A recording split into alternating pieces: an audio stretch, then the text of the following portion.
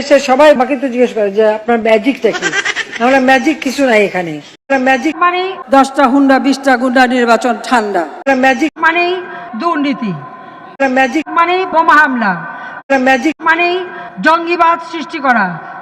নৌকার ভোট মানে দুর্নীতি, নৌকার ভোট মানে বোমা হামলা, নৌকার মানে জঙ্গিবাদ সৃষ্টি করা, দুর্নীতি, মানি লন্ডারিং, এতিমের অর্থ আত্মসাৎ।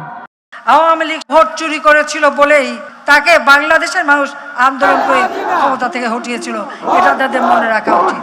ওরা ভোট চোর, ওরা জনগণের অর্থ চোর, ওরা খুনি, হত্যাকারী, সন্ত্রাসী, জঙ্গিবাদী বিশ্বাসী।